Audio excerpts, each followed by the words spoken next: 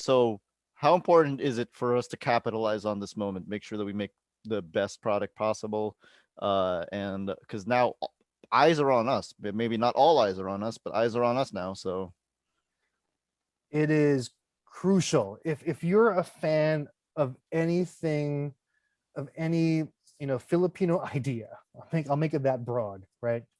You really have to to show the love, because the next question that all of these people who actually make these decisions to greenlight these things are going to ask, well, what else you got? And the thing is, we have to be ready.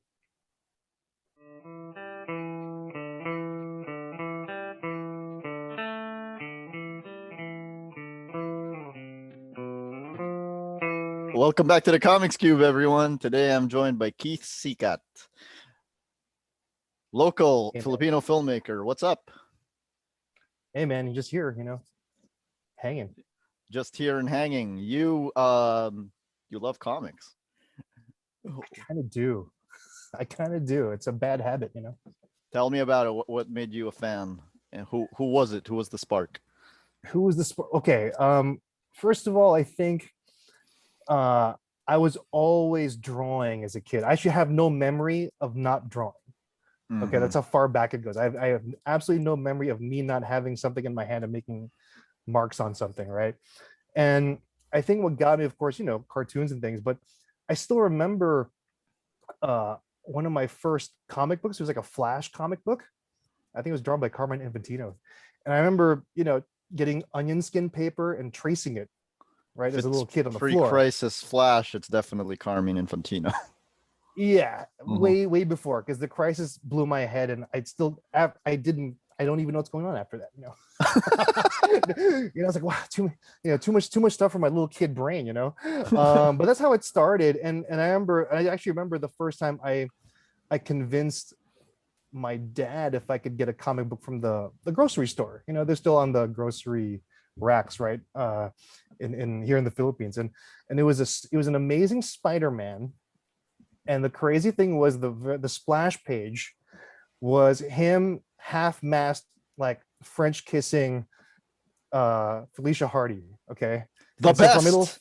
I know, and I'm like, oh my gosh! Then it blew. I was like, my little 5-year-old brain's like, oh, this is taboo too. This is really great. So that kind of set the tone, I think, for my for what I look for in comic books. If it's a little bit edgy and a little bit, I'm a little bit too young to be reading this, I like it already, but that's kind of how it started. Felicia is my favorite Spider-Man love interest because she's so incredibly bad for him, and that makes it entertaining. That's what good stories are made of, right? When characters are into doing the stuff that's not in their best interest, like good stories happen. So yeah, so she's fantastic, and that was my I just remember being scandalized as a kid, like opening the comic, being like, gotta hide that from the parents. So that's kind of I guess what triggered it. Yeah, bold. Yeah, exactly. It was back in the days of the bold film, right? I was like, wow, Spider-Man can be bold too. This is really great. So so that kind of kickstarted the whole interest. And fast forward, I guess, a few years, I was very much, and I wasn't kind of selective about it. I was kind of dabbling to everything. Like, it can be fantasy, superheroes, didn't really care, right? As long as the kind of the art grabbed me. And this is where I have to thank my mom, because she's not a comic books fan, but she was the one who I think was looking at what I was looking at, and she goes, oh, all those guys are Pinoy. And I remember as a kid, I'm like, huh, what do you mean? And she goes, yeah, look at all their names, like Alfredo Alcala, I know is Pinoy because I've seen his work, in like the back in the day, right? And and all the others. And I was like, even Ernie Chan, like, yeah, it's Pinoy. And that was the kind of thing that kind of blew my mind, in the sense that, oh my gosh, like here's a medium in which is consumed all over the world, right? These are characters that are beloved wherever you go, and we're making them. So I thought that was the most absolutely cool thing, like, oh wow, like we're in the thick of it. And the more and more I knew and discovered, like, oh wow, that guy's Pinoy, it's just like I guess it was a sense of pride and maybe a sense of possibility. It's Because I mean, representation. There's the power of representation, especially at a precisely, young age. precisely, and that was the thing that really got you when things feel. I mean, my family's not in the arts, and it was a thing where it felt so foreign and distant, right? It felt kind of inaccessible, right? But here was a medium which all of a sudden, no, you can aim for this, Mm-hmm. right? And that was an empowering thing for a kid, and that was really kind of what triggered, I think, even deeper interest, right? That's continued till this day. I mean, it just never left me. So that's kind of how that all started.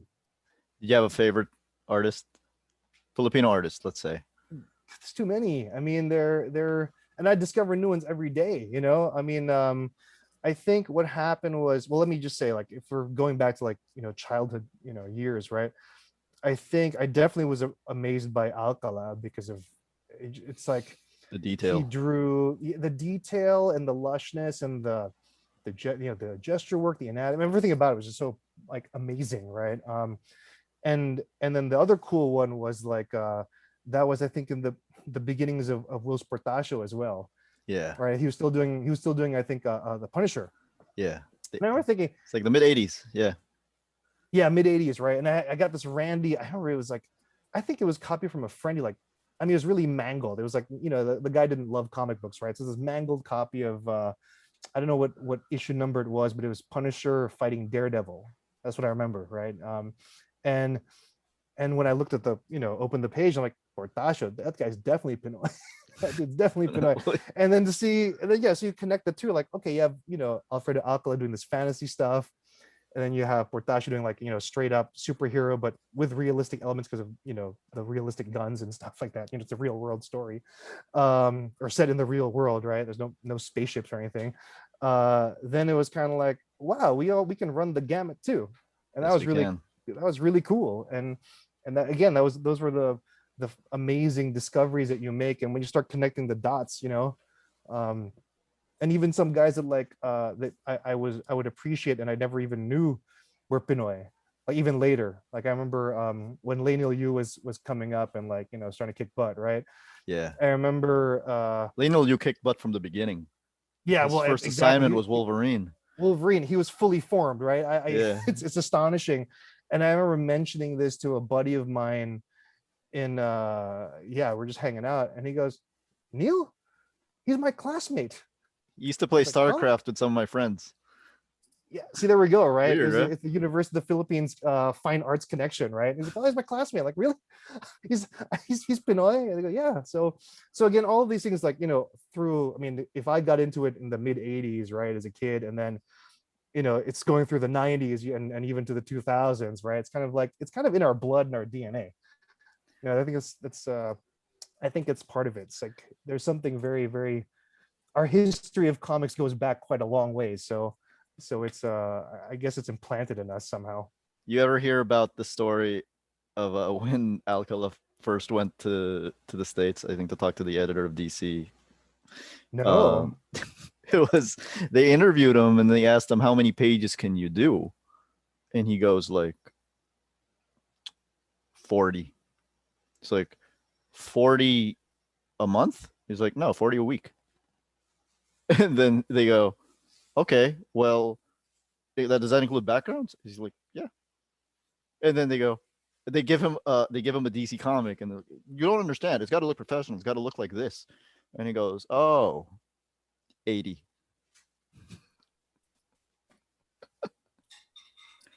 I love him. Love that.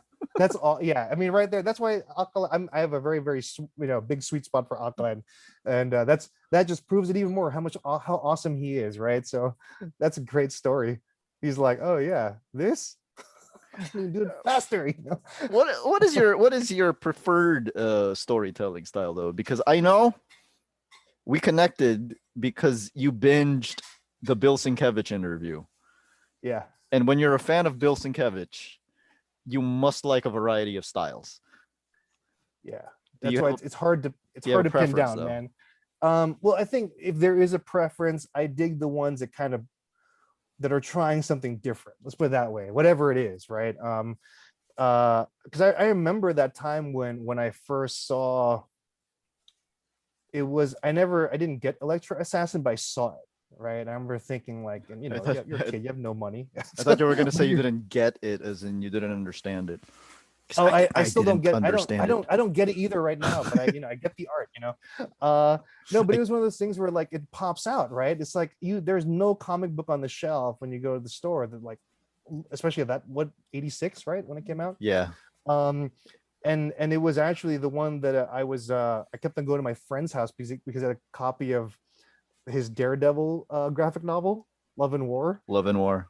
And he started doing these crazy things with his Kingpin and really, really expressionistic stuff. I'm like, who is this guy? This guy's off the hook, crazy, but it wasn't a crazy coming out of nowhere, because I also like, paintings and fine art, right? So it's kind of like you saw, oh, this guy's probably a Gustav Klimt fan, or you kind of saw the maybe not the influences, but what the references were, right? Yeah. And it just made it a richer experience. I'm thinking this guy's incorporating things that no one was incorporating for whatever reason. And so that was really great, and that kind of set me off. So I would other people that I would be digging at that time were, I remember when Kent Williams and John J. Muth did Meltdown, Yeah, right? Wolverine Havoc. Wolverine Havoc. And it was another one of those things like, these guys are insane and I love this, and my little kid brain doesn't understand the story, but this is amazing stuff. So that's kind of where I'm at. Like, It looks cool. But it wasn't just cool, it was like, it looked like it was layered with something else. It was like you could feel, even if I couldn't dissect it because I didn't have the life experience yet to kind of get everything. It's like I could feel that it wasn't just eye candy. Like there were other things happening here that were layered, that were interesting. There were probably political things in there that I couldn't understand, but you could feel it even as a kid, right? So those things kind of always got me. So it can be anything. It can be manga, could be the same thing, if it just felt like there's some edge to it. Those are the guys I was looking at. It sounds to me like you're not particularly an advocate of talking down to kids, like, because it feels to me like as a kid you were always looking for something a little above your reading level. Yeah, because I think kids are pretty innately it's not book smart, but they have an intelligence about them where they don't have to intellectualize it, but they might understand something implicitly. And I think I see that quite a lot. I see that with as a dad, I see that with my kids all the time, where you'll see something, they can they might not be able to articulate why, but they can definitely, like, even looking at an artwork or something, they can. Just the other day I was asking my youngest, like, what do you think about this stuff? And he was like, this and I'm like, what about this? Like, no. And it's like, whoa, all right, you gotta, you have your own criteria that you're somehow basing it on, but you're, and I tend to agree. And I remember, my little kid was really fun in the sense that he would do these crazy things like with Legos when he was really small, and I'd rip him off for my comic book. I'm like, that's a really cool. I'm like, that's an ingenious design. I've never seen that before. I'm gonna do that, So I'll render it a different way, but it's kind of like, it wasn't even my idea. I literally saw him do that with a Lego, and you're like, that's really cool. So that's what I mean. It's like, yeah, go ahead. Yeah, that's what I'm saying. It's just I kind of respect kids' like innate intelligence and curiosity and kind of talent at sussing stuff out that us old geezers kind of might intellectualize and overlook because of whatever reason. If you're limiting the possibilities, right? This goes with everything. Like even if you nerd out on anything, if you're kind of limiting, like, it can only be this because this is canon. You've heard this argument, I hate this and it's argument. like, yeah, and like, yeah, canon's like a 4-letter word to me. It's like, oh, please, stay away, because when you do that, then you've kind of missed even like what art is. You missed the point of fiction.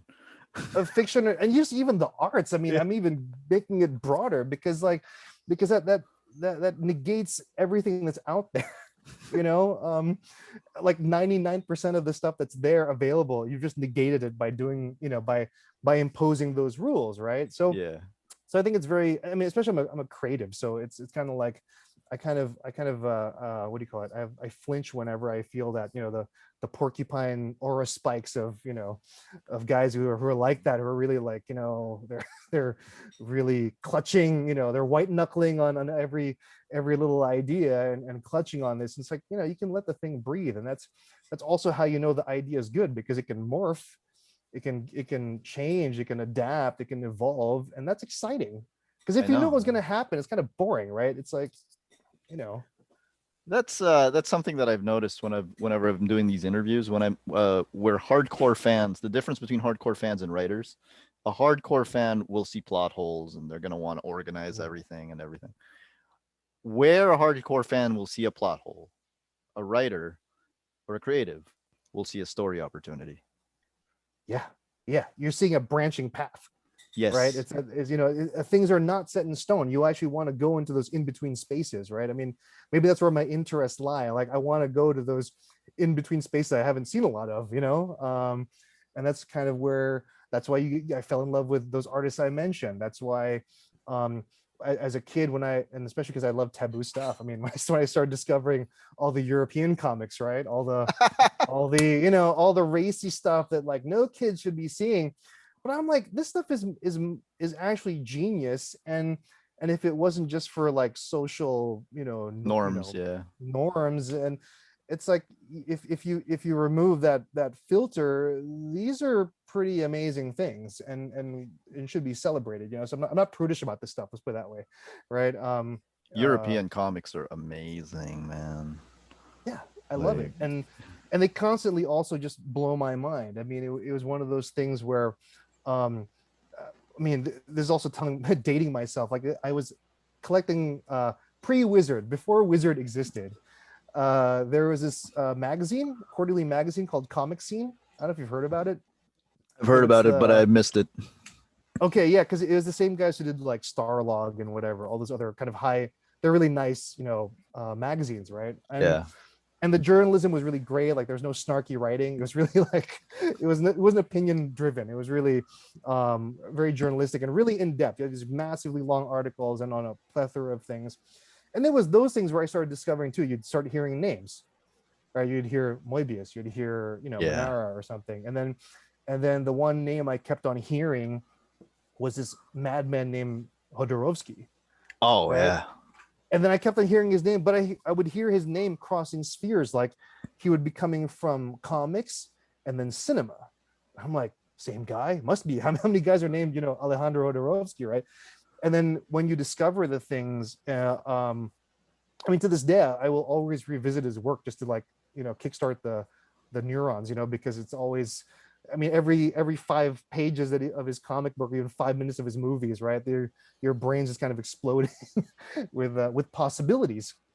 So that's really it, you know. You wanna go down these interesting paths. When did you live in the States? So yeah, I lived in the States starting in mid '80s, exactly Oh, wham bam mid wow. '80s. Yeah. So it was really strange that's why I think probably the attachment when I discovered that these artists were Filipino became really important.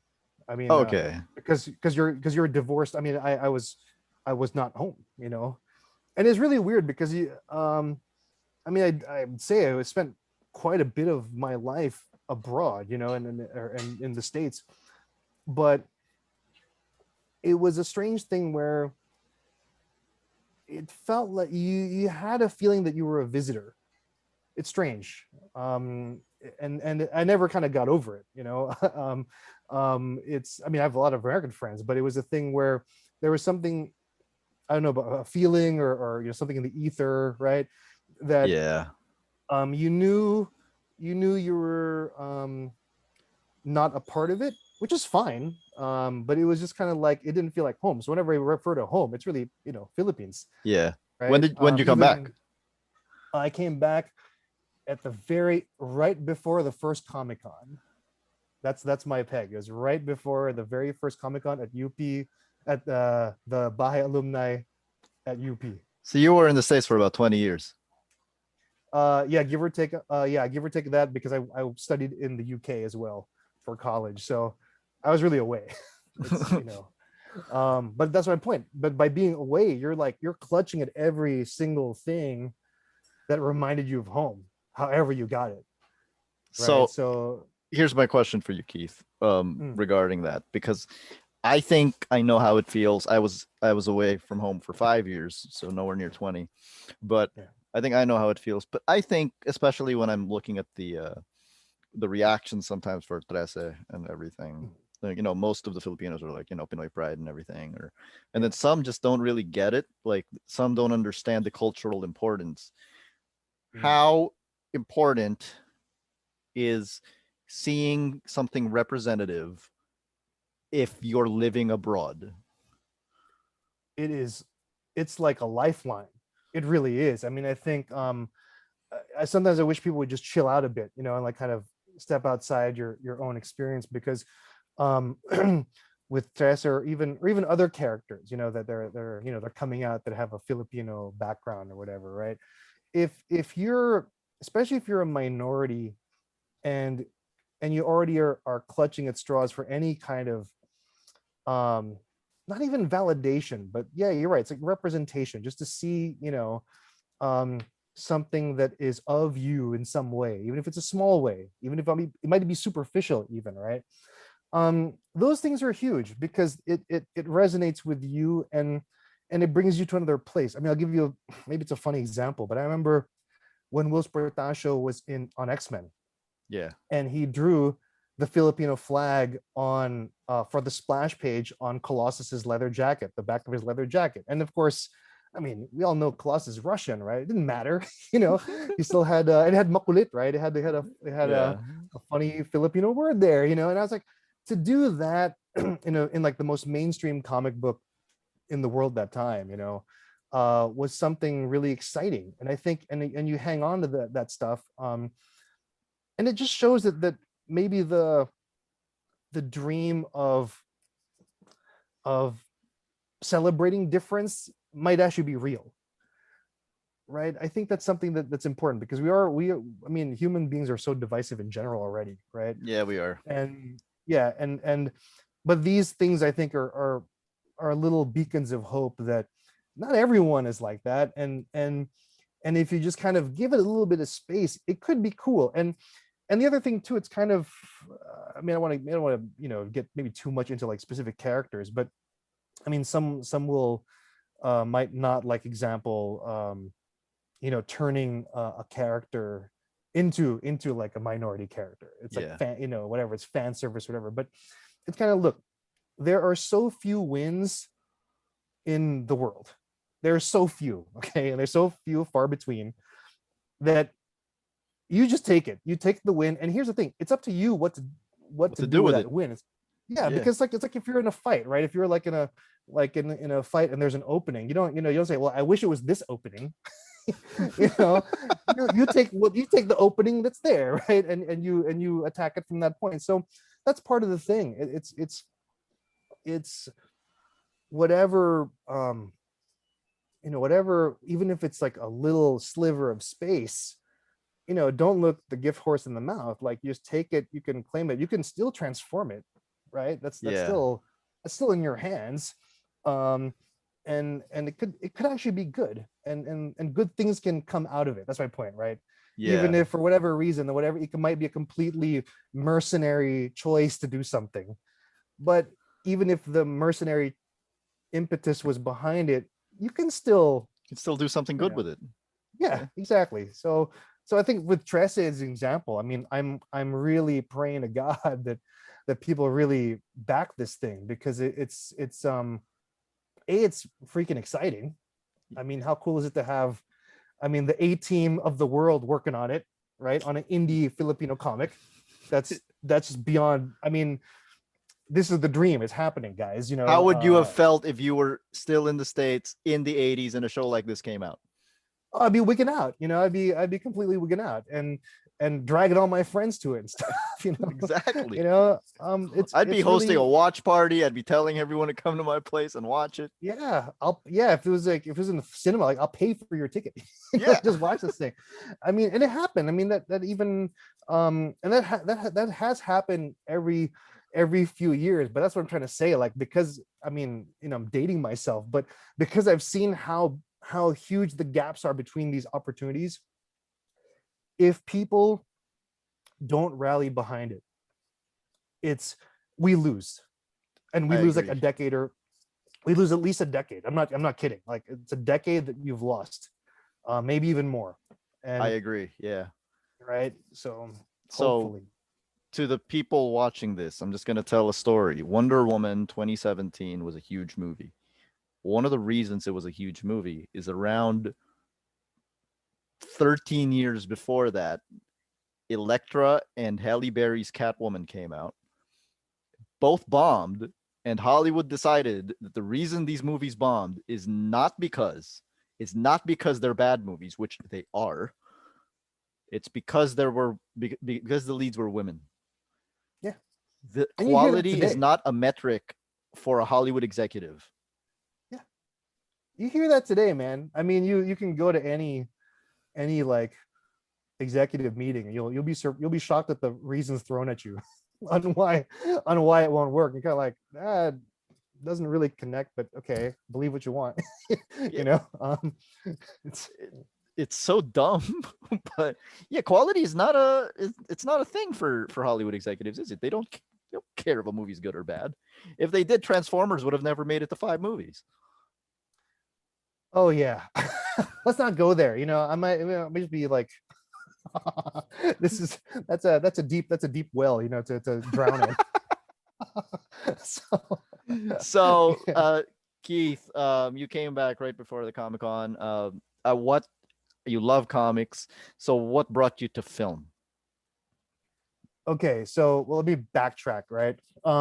When I was still a kid in the States, and I was, and again, because the world was accessible, right? I mean, I remember as a kid, like writing, you write the creators, they have Yeah, the mail pages. I never thought they'd actually write you back. I mean, literally, it was like 100% response rate. It was crazy. I mean, I remember I wrote Larry Hama, right? I was a huge G.I. Joe fan, and I love everything else he's done, Bucky O'Hare and stuff. And I even wrote uh Jim Lee and Will Sportasha when they were still like they had not gone to X-Men yet, right? They were just about to. And not only would they write back, I mean, these guys are busy, right? They'd take the time to write back. I remember Jim Lee even threw a Xerox in of an X-Men drawing he was doing at the time, like just ultra cool stuff, right? And it's like, oh, um, these guys are cool, like they're actually cool human beings, right? Um, and then they're not so far away. So when I was so I started going to conventions pretty young. I was like 12 or 13 and stuff. and you lived in And DC, I right? had, You live yeah, I in lived in Washington DC, DC. Yeah, outside the DC area. And I would go, and I remember I had the gumption to even like bring my portfolio. And I even got like, I remember even, really asking permission to go by myself to go up to New York for for New NYCC. York. Yeah. Yeah, Yeah. And this is right when they opened that massive, Jacob Javits Center. And yeah. there I am, like trying to walk by myself in like really dodgy blocks, of New York City. So Uh, you would go to Baltimore and I'd take the train from no, DC, from Union Station, and then yeah, just go I'd straight just go to straight. Grand Central. Yeah. Yeah, Yeah, go to, it was Grand Central, and then I would, take the crosstown train. And then but the trains like stopped, right? So you have to walk, I think, 2 or 3 avenues. yeah, And that time it was still really dodgy. It was like it was very much like it's like an urban west time. We're literally walking across, it's like a canyon. No yeah. one's outside, nobody's outside. The newspapers are like the tumbleweeds going across the street in the wind. And it's like, am I gonna make it to this thing? I'm this like, little brown boy with his like little tiny fake leather portfolio, trying to act like I'm 18, I guess, and going there and try to show stuff. So I remember, um long story short, I actually got in a fairly, I guess, serious converse, or letter correspondence with an editor from Eclipse. So for ages Cool. myself, okay, yeah, for Eclipse, the creator owned line for Marvel, right, in the late 80s, I guess. And then he asked me, got serious enough to, Wait. I think you're talking about Epic. sorry, not Eclipse, Epic. Yeah. Epic. Sorry. See, it's a long time ago. Yeah, Epic. Sorry, and Epic. One of the editors, I guess, was writing letters, and it got to the point where he goes, "Wait a second, how old are you?" Right, and I'm like, "Oh, I'm 15." He goes, "Oh, it's illegal for me to hire you." I was like, "Oh, really?" I'm like, "Yeah, man." I was like, "Kid, there's labor laws. Like, I literally cannot hire you. But you were Even if being considered for it. That's yeah, and I guess that was the point where I was like, oh, like, well, that was cool. I mean, even if it didn't happen, it was still cool to get that far and be like, well, look, I mean, I can't do that. You have to wait till you're 18. When you're 18, write me all this stuff. And of course, that's what, for a kid, I mean, 3 years is a long ass time. It's a long time I mean, it's like high school, so between that letter and me turning 18, it's like, a few lifetimes happen, and you kind of, you had different goals, I guess, by that point, and different things you want to try out. So that's how long it took. Can you imagine? It took me, like 20 years to realize the dream of actually making a comic book, and doing it. yeah. Right? I kind of got sidelined by this thing called filmmaking in a really big way, but the love never disappeared. That's the thing. It never disappeared. So why filmmaking? It's a good question. I guess what got me there was it was so challenging. I think it was the degree of difficulty is so high. Like, it's you basically trying to herd cats to making some imaginary thing that you hope every one of you guys understands. It's like this surreal kind of absurd process, right? You're trying to make an artistic work with 100 people or something, and everyone's got to see the same imaginary. I say it's like you have to see the same imaginary dog. Like, this guy can't be dreaming about a Chihuahua, and this guy dreaming about a Labrador, and you're like, I want to make a German Shepherd that's white. Like, everyone has to see the same. Everyone's got to see the same imaginary dog, and I think, and of course, as a young person who's into all this stuff. I mean, it wasn't just into comics. I was into music. I'm into, films and, design and painting. It's like, well, this medium kind of takes a bit of all of those things, and through this, prismatic amalgamation creates this thing called film, right? Or cinema. And so that was kind of exciting, and challenging. So I think that's probably what kind of, and I was always a movie fan, right? I was always a movie fan. Yeah. So but it was something I never took any serious thought that I could actually enter that, because again, I don't know anyone who makes films. I don't, no one in my family's in the movies. So it was a complete pipe dream. So I'm still kind of pinching myself that I ended up doing what I've been doing. Did you have a But that's kind of how particular inspiration for getting into movies? Like a like a particular movie, I filmmaker or mean. something, particular movie? Well, I mean, I was born in the age, like, I don't have a memory of like Star Wars not being there, example. So I remember, that So first George image Lucas, of the, Steven well, Spielberg. not so much Spielberg, but but I guess what I'm trying to say is that, remember that first shot in that where it's a really graphic. It's like a triangle chasing a dot with, a circle. It was like looking at a comic book, right? Yeah. I mean, it was a completely graphic representation of something. And I think those were the films that I was getting into, because they're kind of firing the same, they were giving me the same high as a comic would, It's a right? comic book, yeah. Yeah, so yeah, those ones. I think I saw Blade Runner when I was way too young. That kind of scarred me a little bit. I actually thought one scene there, I didn't even realize it was from that movie until I saw it, as a teenager, that I thought it came from a horror movie. I was aghast that it came from Blade Runner.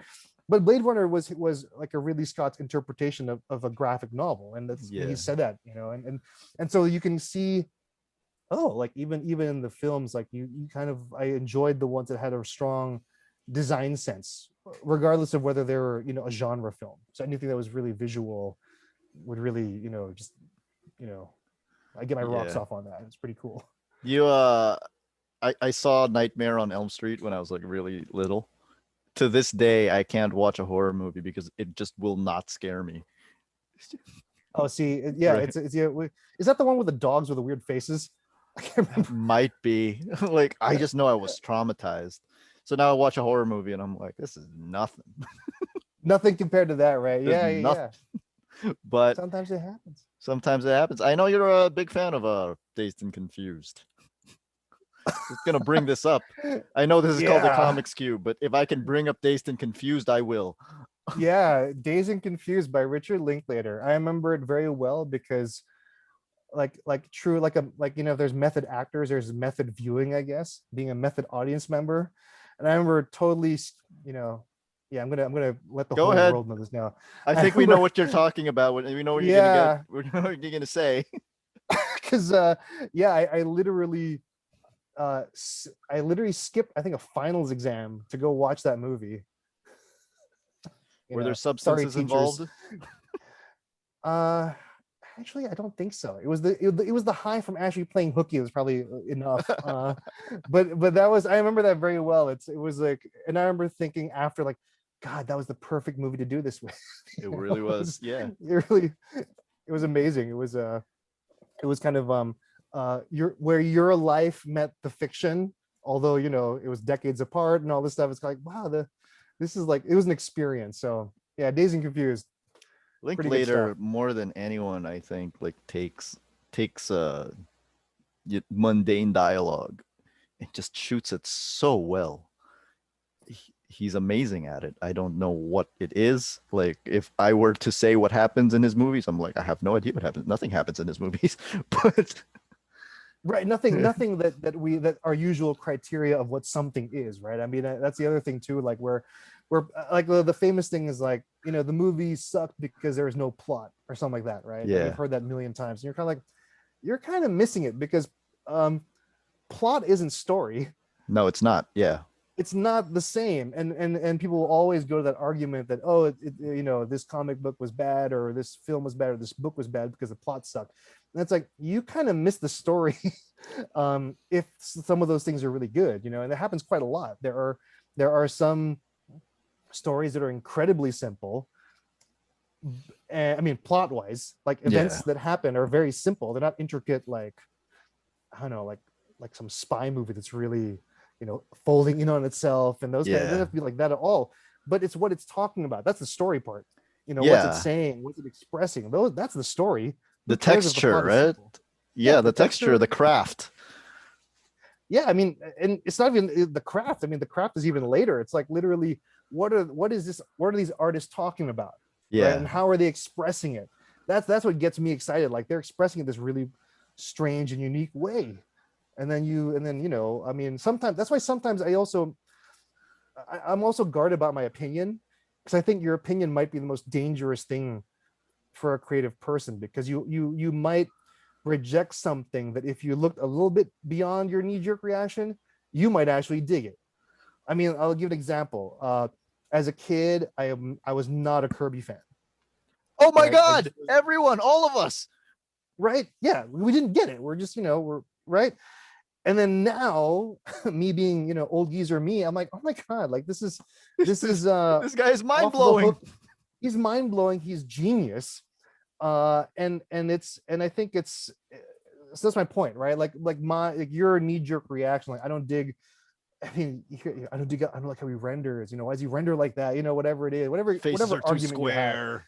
They're square, or like, how come the hands are so massive, and that's not, that foreshortening is weird, all the rules, right? And then when you're like, if you kind of shunt those away and finally realize what he's doing, and you're like, I was an idiot, because this guy's, this guy's doing things. It's the fact it's still resonating decades later. It's like, he was clearly onto something. And again, it's like, you have just removed some awesomeness from your life by being closed off to it because of your, stinking opinion, right? So that's my thing now. It's like, so even whether it's a comic book or a movie, like, there's a thing I call glorious messes. Yeah. Like, it could be a mess. Like, literally, you can give me all the intellectual reasons why it doesn't work, and I might not even argue with you. But do I like the thing? Yes. If I, so that's my big thing. if it engages me in like a really deep way, Yeah. right, then I don't care. I don't care how it's rendered. I don't care if the coloring offset was off or whatever it was, whatever silly thing it was, because it doesn't matter in the end. What matters, like, was a feeling or an idea conveyed to you somehow. Yeah. Even Like who cares if you like it? that's one of the things for me is when people say something like, "Oh, this is just an emotional movie, but it doesn't make you think." And I'm like, I work with math. I think like all the time. So, and so if something makes me feel, that's actually harder than it is to make me think.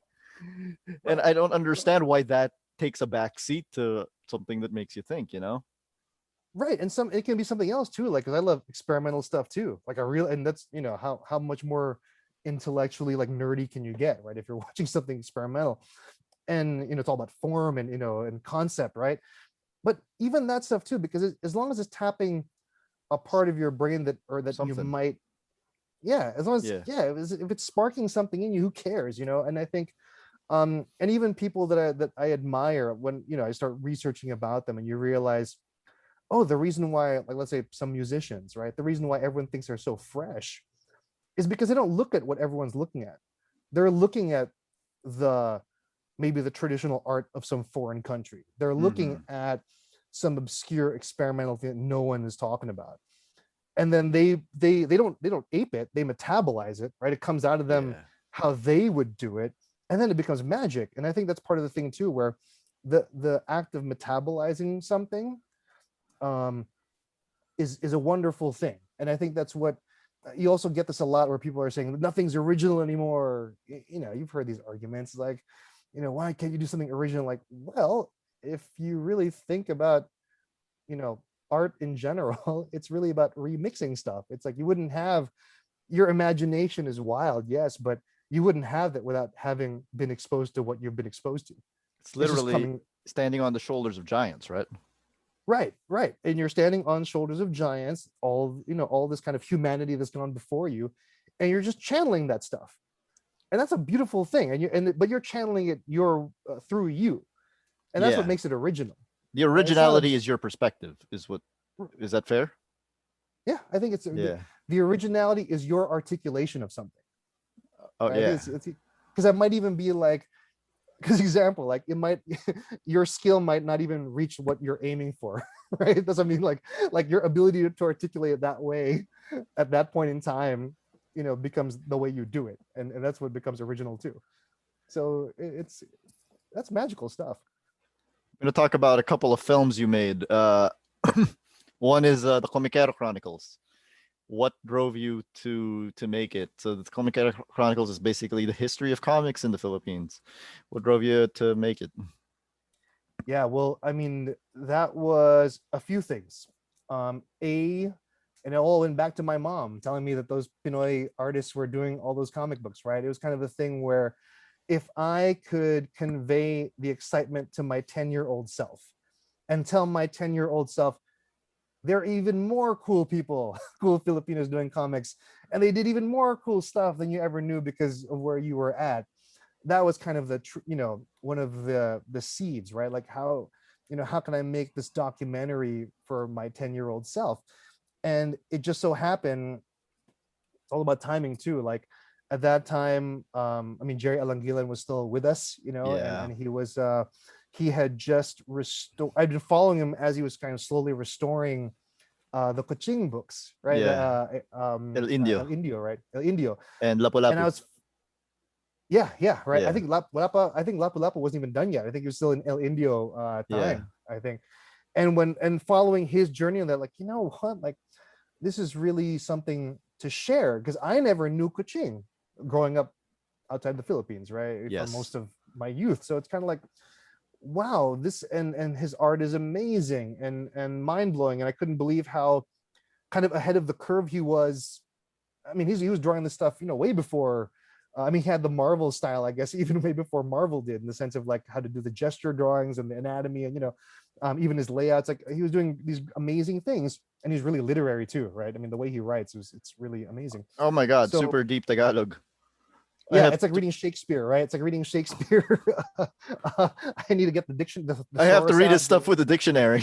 I have Yeah, to. yeah, yeah, precisely. And then you realize, wow, there's this such a rich heritage that we have that we're not tapping, right? So that was part of it. And then the big one was this, and I don't remember where I discovered it, but when I found out that Rizal was the first documented Mm, comic book Filipino making comics, that blew my mind, because then I was like, oh my gosh, if little kids knew that, or even big kids, whoever, if people just knew that, then it would also give a kind of respect. Let's face it, there's kind of comics have been ghettoized, right?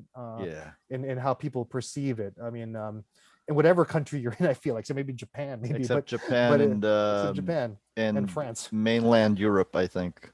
right?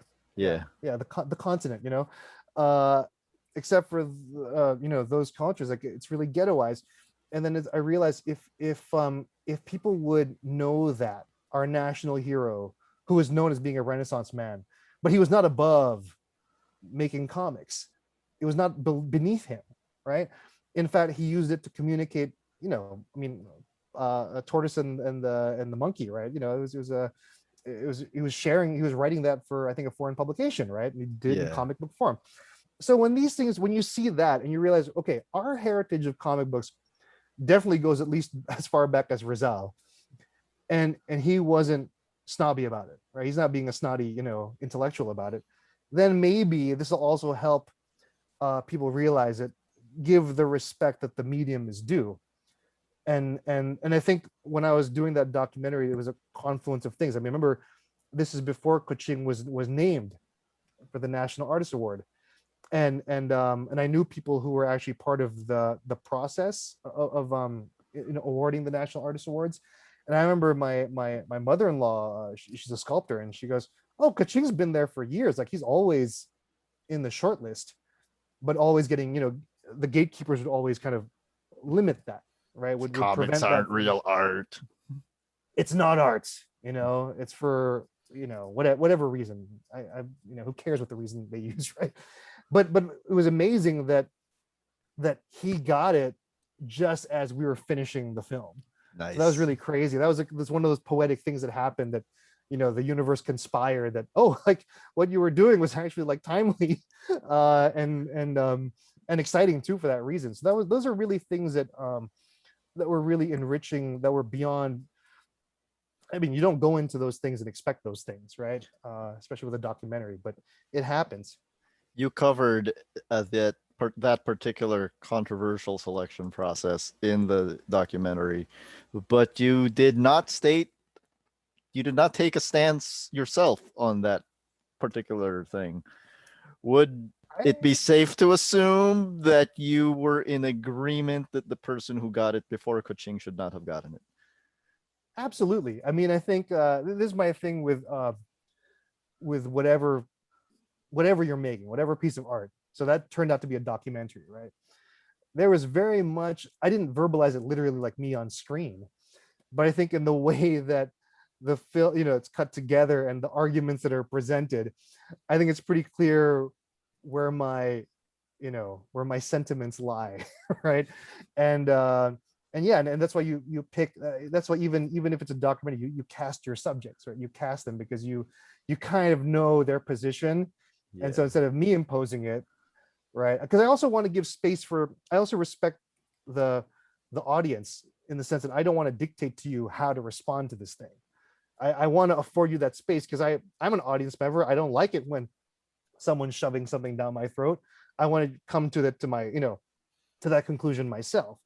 So I never want to dictate, like, this is my position and it should be yours too, right? But hopefully, when you're watching the thing, and of course seeing how it ends up, you're like, oh yeah, okay, I think we know where Keith what Keith thinks. It's unfortunate though, right? Because it's such a technicality. He absolutely is a giant in the field. It's just he does not deserve that particular award. Yeah, and it was, but that I think goes to the whole thing of how, um and I think that colors even the nature of awards, I think. Yeah. the award, I mean, you know, as creative people, you do crave it. I mean, even if it doesn't mean, I mean, it won't change your life, I don't think, but you do crave it because it is kind of an affirmation of, you know, whatever thesis you're making, you know what I mean, in your work. But when you realize that some of these things like are actually totally out of your control, or I mean, even the categories he's chosen for, it's completely, it was something they pull out of a hat because that's what, you know, they felt that maybe they could get it passed for. We're talking about the guy before Coching, all right, not Coching, Yeah. all right. Coching deserves every single accolade he got, and everyone afterwards. But the person who got it before, um, and I do have a soft spot for him too, you know, because he is a character, but I think I also think he's known for being kind of very confrontational and very belligerent for people who don't know this man. You know, he's known for, it's not beneath him to actually punch someone if he doesn't like something you said, right? I mean, his artist said that, right? Steve Gann said Steve that, right? Gann, yeah. It's not beneath him to do. The co-creator of Star-Lord, my friends. Yes, co-creator Yeah. Star-Lord said that about this individual, and it was a thing where, but when you realize where he came from, that's the guy's armor. You know, he's coming from an impoverished background. I mean, he was doing the comic books as a sideline for his, like, you know, security guard job. You know, I mean, he Mhm. was really coming from really difficult means, and he did manage to pull himself up from that. And I think part of that attitude is it's kind of like playground rules. You know,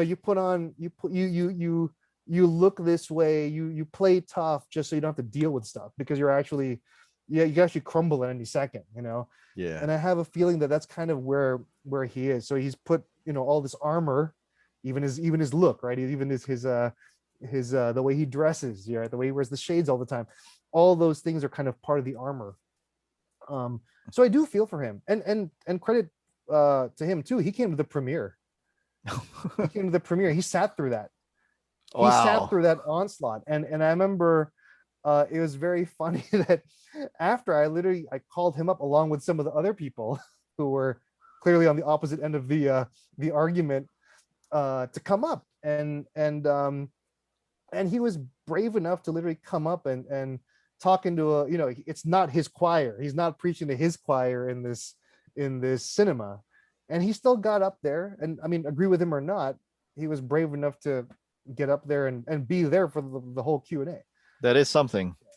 Yeah, That's so it's something. kind of like, yeah, it's something, you know. Yeah. You try to make space, you know, you might disagree, but you make space. So we have a tradition of taking familiar looking characters and making them Pinoy, right? Mm. Alan Moore, in my opinion, the greatest writer who ever lived, uh, said once that creativity is taking an already existing situation and changing the parameters. So, like, for example, if you go into a restaurant and you say, "Wow, I'd hate to be a waitress here tonight." You've changed two parameters. You've changed your gender and you've changed your occupation. That's Mm. creativity. I feel like I see that with your comic, Outerspace Filipino Workers, as well as Mm. because what you did was you took Filipino, uh, a Filipino situation, and you changed the timeline, and you changed the setting, Mm. and where does it flow from there? Like, how much of Where, that writes itself? um yeah, it's automatic writing. I wish I wish it was like that. I think what got me is that as I kind of, you know, live longer, you get interested in like stuff like history, and you know, I mean, and I also, I mean, when I went to college, I sadly didn't go to art school. I did a philosophy lit degree. So you start seeing like, oh, what if you apply these other, what if you superimpose these other ways of thinking on something that's familiar, right? Mm-hmm. And that kind of, you know, refraction is always exciting. Maybe it's a funhouse mirror, but it's always exciting to play with. And I remember thinking that when I was when OFW and Outerspace Filipino Workers, when it was kind of cooking in my head, it was one of those things where I felt I was actually shocked it hadn't been done yet. I'll be honest with you. Like I remember thinking like even the play on the words, right? OFW instead of it's a term we use for overseas Filipino workers, right? Yeah. Migrant workers. You just turn that word around. Just make it outer space. That's all you need to do. And then this whole new literal universe of possibilities opened up, right? And that's what kind of what excited me about it. It was like, wow, everything that so even though your own personal experiences of, of like I was saying, that exiled feeling of, being, displaced, right? Yeah. You can push that in well, this is what's so great about genre, right? That's what genre affords you. You don't have to stick with the messiness of real life. You can kind of put it through this fun house mirror slash, I don't know, blender of things, and talk about those things and not feel like being dragged down by the heaviness of the topic, right? You're actually having fun talking about it too. Yeah. So I think that's kind of where it kind of spurned on. So things that that are in there, they're definitely talking about a lot of issues that I'm interested in, and I just kind of put it through the fun filter. you know, what if it's all just lots of laser guns? All these, there's all these like social ideas that are in there, but everyone's got ray guns and they're running around and blasting stuff. So it could be cool. There's there's a school of thought among certain critics and certain fans.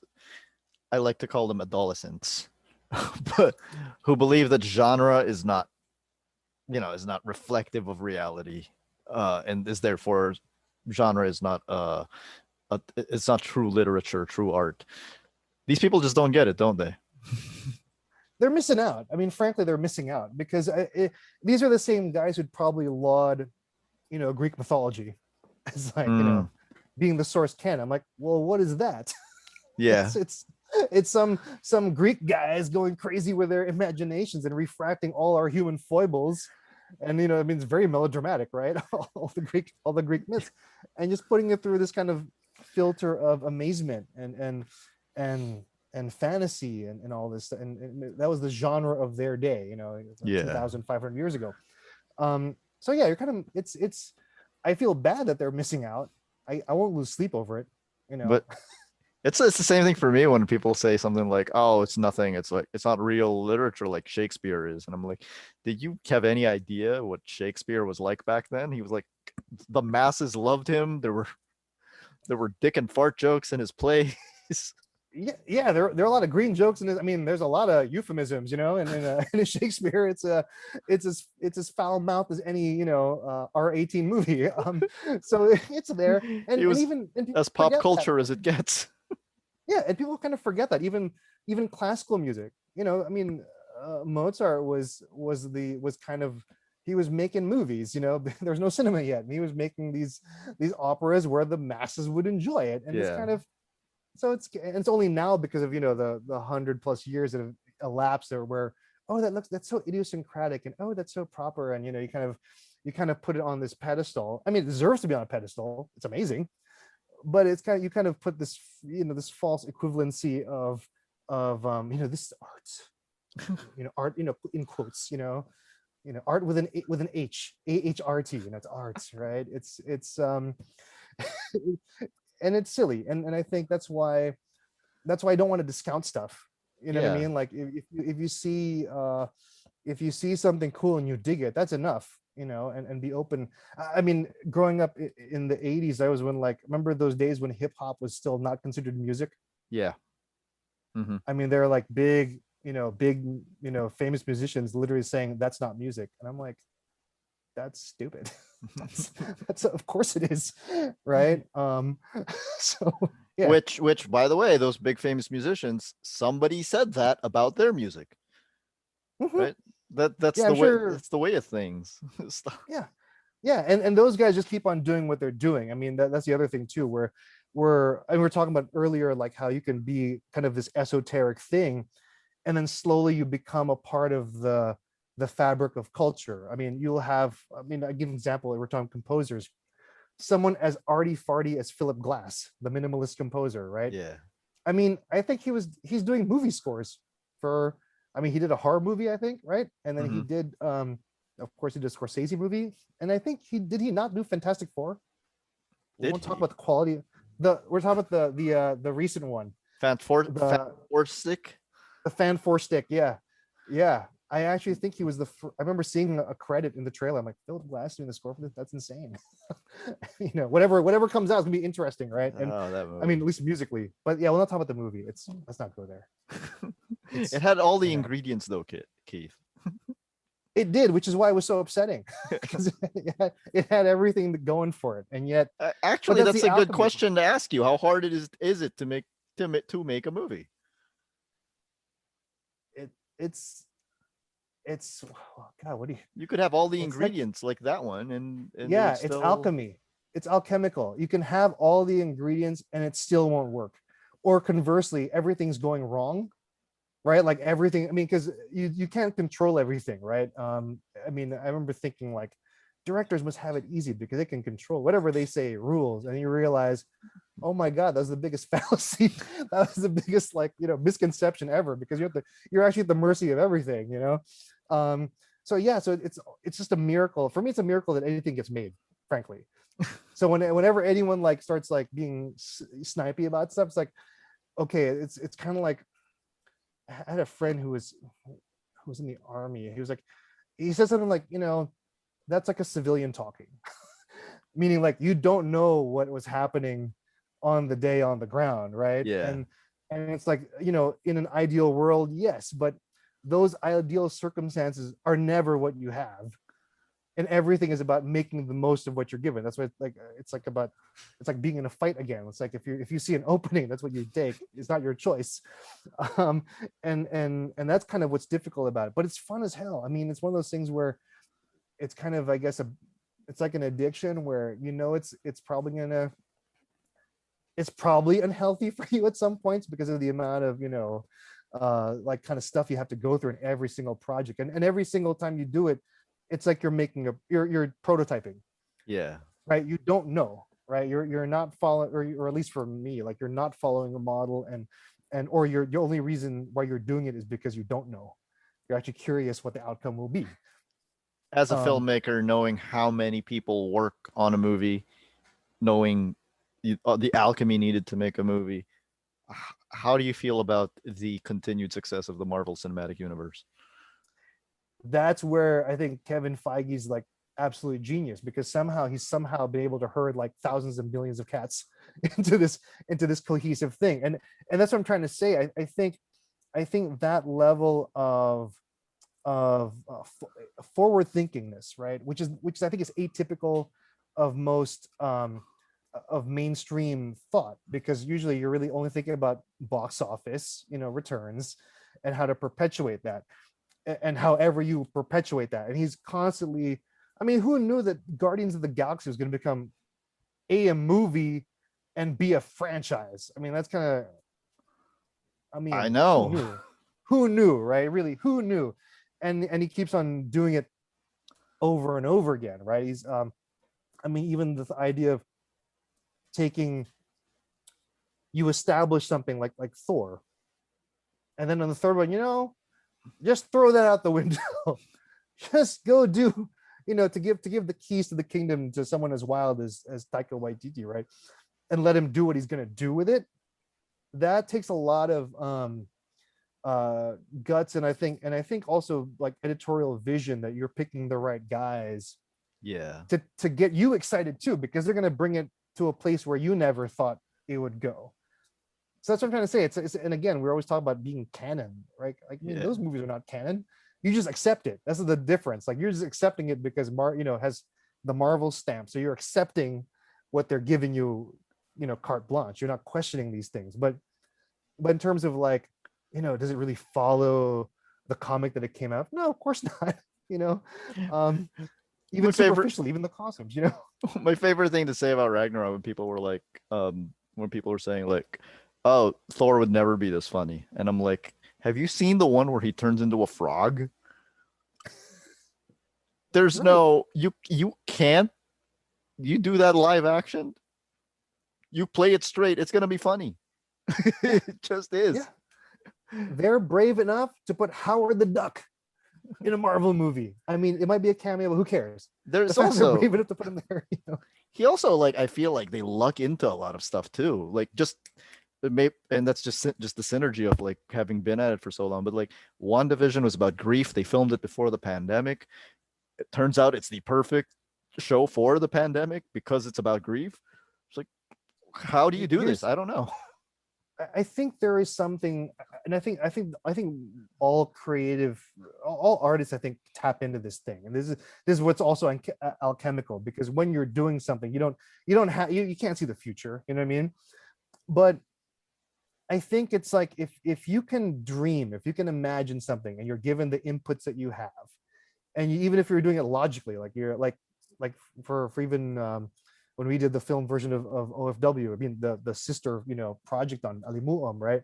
Which I want to talk to you It about was too. So oh okay, well here yeah. we go. I mean, it was one of those things where if I just thought about something logically, it would arrive here, and I'll tell you how uncanny it was. So example, we did this pre-pandemic, and people not wearing masks yet, which of course we have in the film, all this stuff. I know. And which is really kind of freaked me out when it happened, because I mean, because we're talking about a very toxic earth, right? That's Yeah. the setting.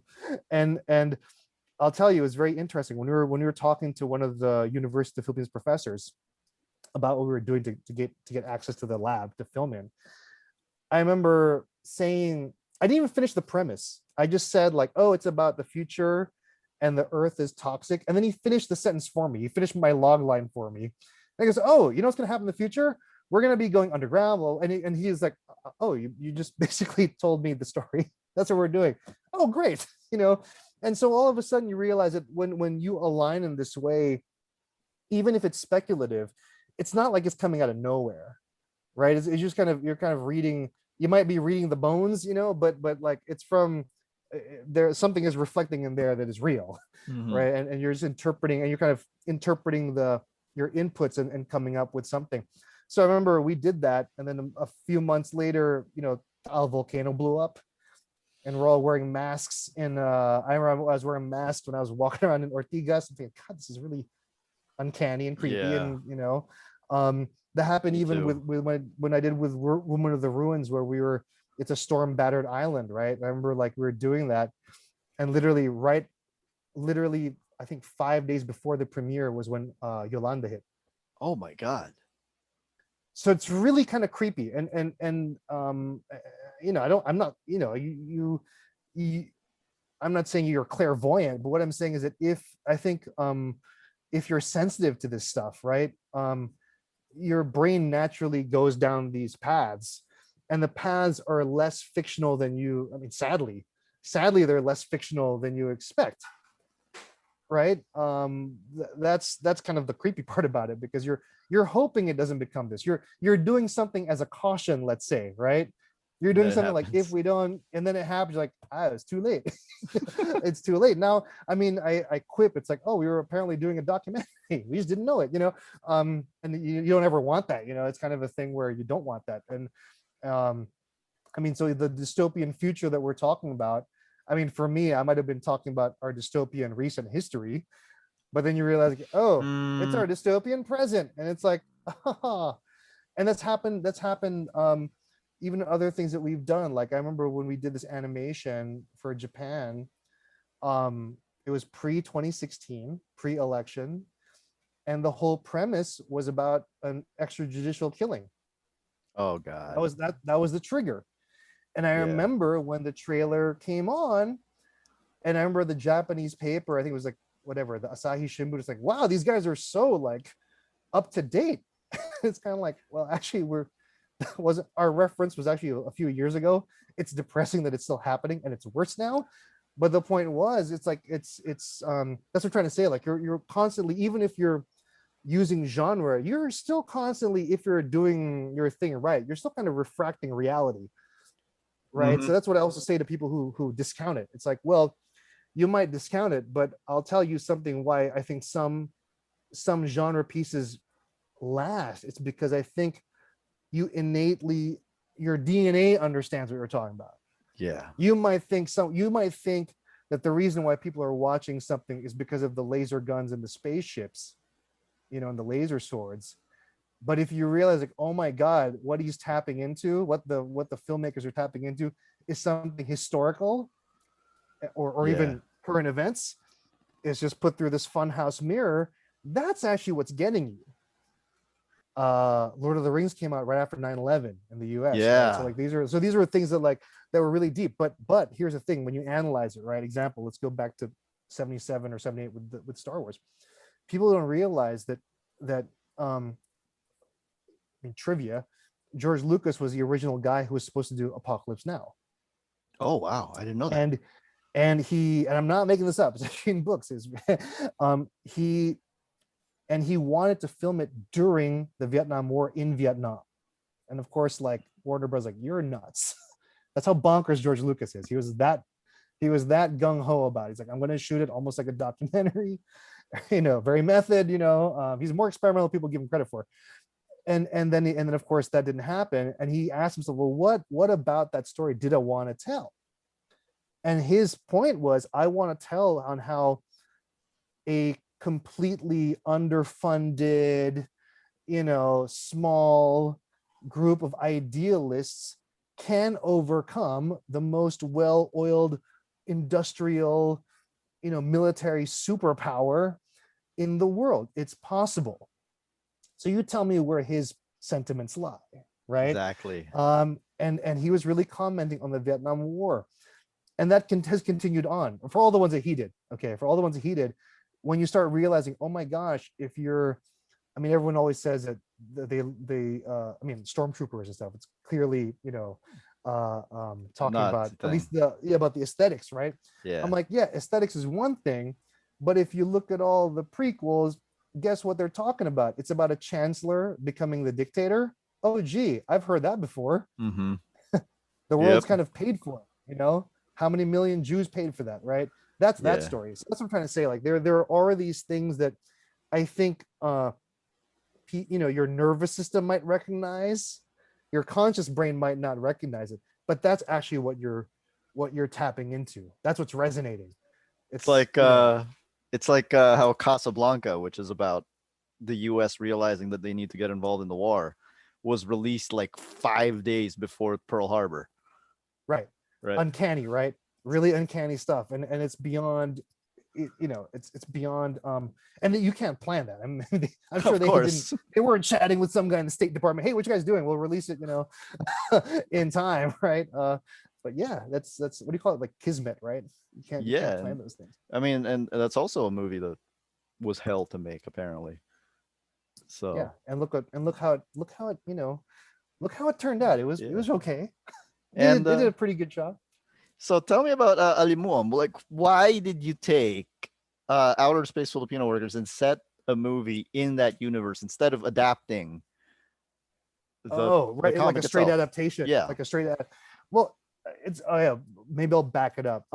Even before I did the comic, I actually wrote a screenplay Mm-hmm. called Outer Space Filipino Workers, but it was kind of really huge. You know what I mean? It was like just really, it was kind of just pure, you know, unadulterated imagination just spewing out, right? And I remember thinking, like, well, it was two things. Like, A, this is so huge. Do I want to be involved in this world for a while? Because it's a lot of work. It's a lot of work. Do I actually like this idea enough? You know, and that's why I did the comic as a way for almost for me to get to know that world, right? And then what happened was, and I tweaked the feature film again. I was lucky enough to get into the first batch of Ricky Lee, our legendary screenplay writer. He hadn't done workshops for I think 15 years, and he did the first batch, and I got to be a part of that, right, which is really awesome. It's like being taught by Yoda. It was Yeah. like it's really great. And so I even worked in that screenplay again there. And then I remember the question I always got was, even if they dug that story, was like, well, what's so bad on Earth that everyone needs to leave? Right? Okay. Like, even before you get to page 1 of that script, like what's wrong with Earth? what's up, what's going on there, and again, universe helps you. I literally was at an event, and there's an open seat next to me, and the guy who sits there is one of our scientists, okay, Philippine scientist, and his name is Hil Tarandang. He's I guess known as like the godfather of Filipino organic farming. Mm-hmm. Um, before it was cool. I mean, he was talking about this in the 70s. People were it was Yeah. even when there was no people weren't even talking about greenhouse gases yet, right? And he was already talking about this. And he just by chance sat next to me because it was an open seat. And then I started talking to him, and literally within a half an hour, we had gone from like some small question I had. We were now talking about peace and order situations and all this stuff, and like what the world would be like projected into the future. I'm like, this is my answer. This is the answer to that Awesome. question for OFW. And I also know enough that it's I mean, the chances of W being made in that form that it was in is like it's like nil to none, because it's just too expansive for what we're doing. I was like, well, you know what? Why don't I try? Just explore this idea, right? Just explore this idea. It might be cool. Who knows? And so I wrote the script. It just turned out that when I finished it, I think because all that stuff got jammed in my head because of all these, happenings in real life, Yeah. things just coming together, it kind of came out fairly easily. That's not usually the case. Usually it's like pulling teeth for me. And then the call for pitches came up from the festival, and I was thinking like, oh well, it's that festival, the To Farm Film Festival, has an advocacy, right? For agriculture. And I was thinking, well, nothing, I'm not going to lose anything by like sending them a pitch, right? And they don't really do this kind of movie, right? They're doing very social realist, how you say, like almost like a almost Non-genre. documentary reality. Yeah, but almost, yeah, documentary reality where they're fiction films that they usually do. So it was like a real long shot. I had no expectation at all that it would actually be called back. I was really kind of stunned. I was thinking like, I sure got the right movie. Like maybe it's the same title, and I was kind of surprised by it. But the thing was, it was designed in a way that no, I had no having enough of the skill set to know how it could be done, right? Then I was thinking like maybe it's possible under this crazy schedule and budget that they're giving. Maybe we can do it, and that was part of the thing about having the right team too, because I had the confidence of who that team was. Then it was like, and I remember, I'll tell you something ridiculous. It was not ridiculous, but just how the reality. I remember being very proud of myself, thinking, going to the pitch saying, okay, I found a way on how to do everything in 6 months, right? This whole Awesome. crazy production, right? I'm like, okay, I can do this.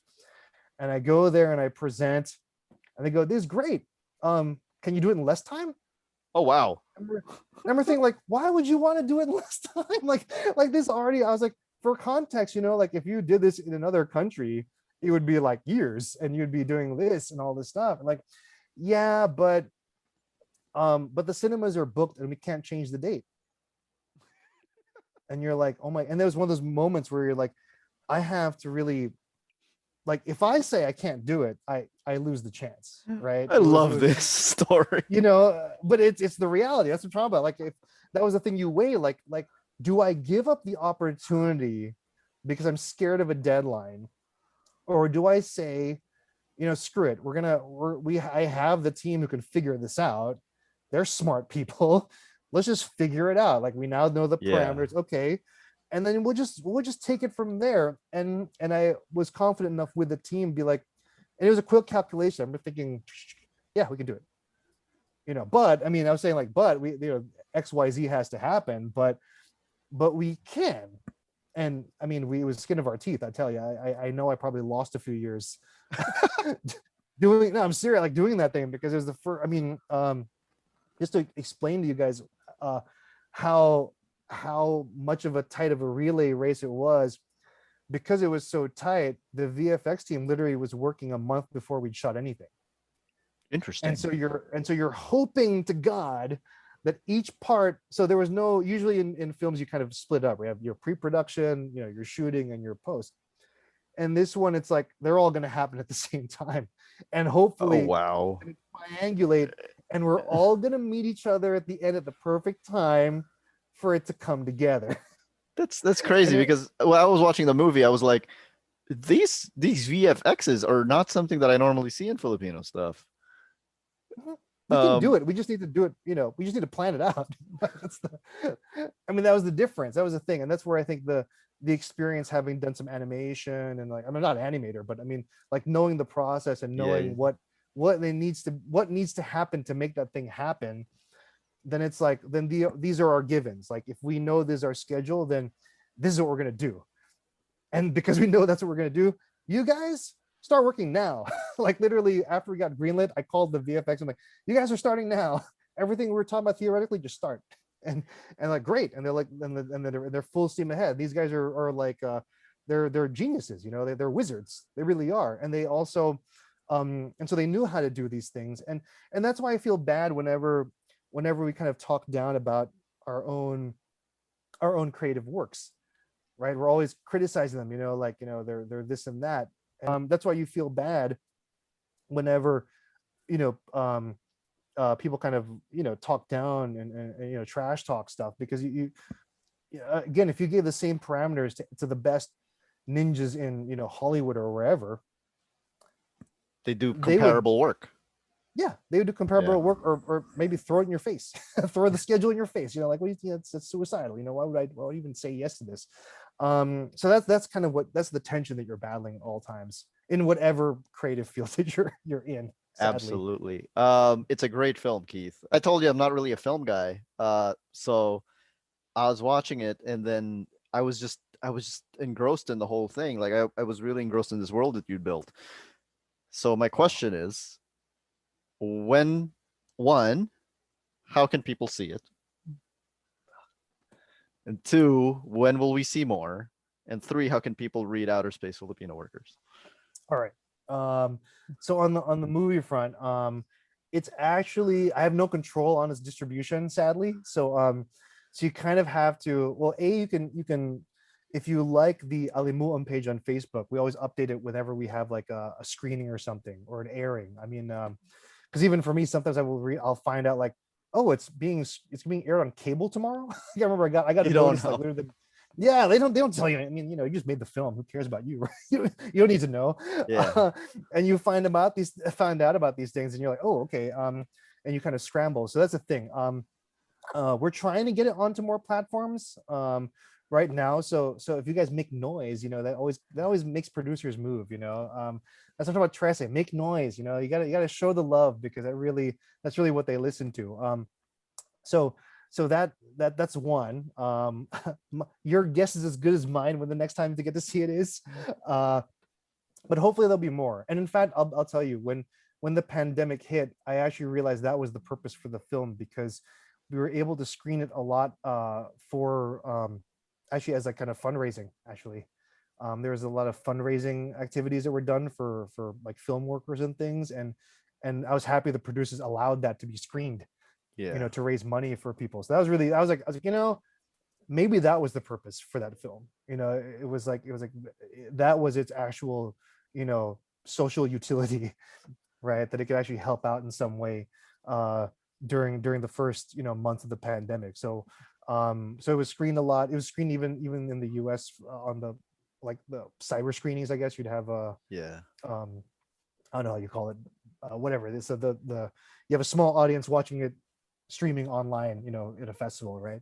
So those things happen. So that was kind of cool. It was very sci-fi, that it was real, You right? It got was a Do you ever get like OFW seeing it and being like, "Oh yeah, this is totally my story," or oh, you mean, what do you mean? How do you mean by that? Like, like do you get migrant workers saying that they relate to it, or oh, yeah, I guess, it's weird. Like, I think I get reactions from different spheres of where I never would expect, right? So example, some might react on the art, let's say, and they wouldn't, like, they're foreign, they wouldn't know the context. yeah, And well, this one really got me, was when we premiered like the film, which is in that universe, right?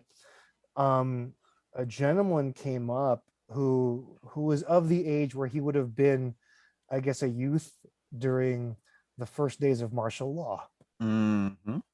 the first quarter storm. And he came up and he said, I see all the references. Like, he made the connection. He made the connection. He almost knew how to read it.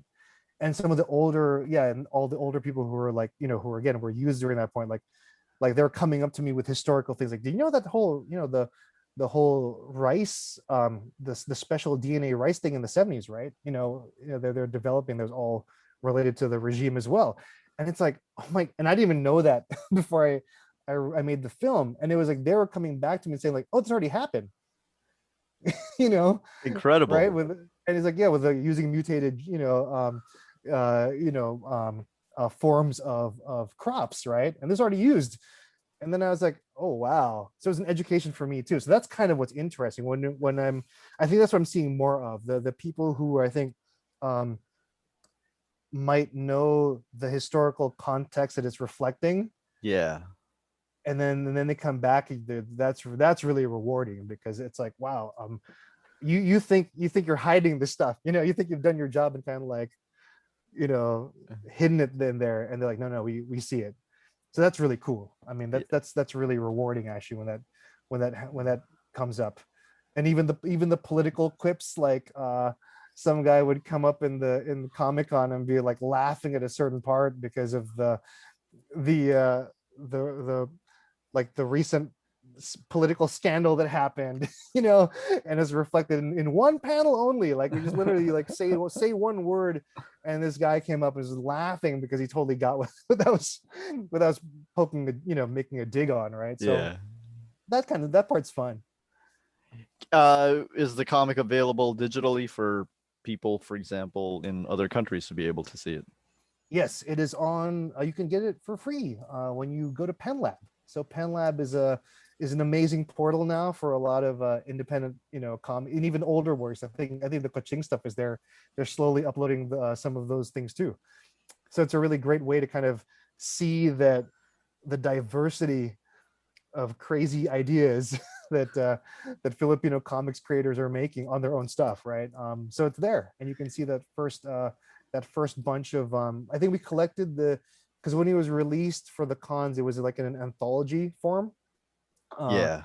and you can actually read the whole story instead of like waiting for the next convention to come out to get Absolutely. an I mean, I extra still issue. prefer reading things in print, but you cannot Yeah, deny the convenience of digital. There's yeah, it's right there. yeah. As we are recording this, we are 1 hour and 40 minutes away from the world premiere of Trece, the first ever internationally made. I hate saying this. The first ever internationally made animated show that is based on Filipino source material.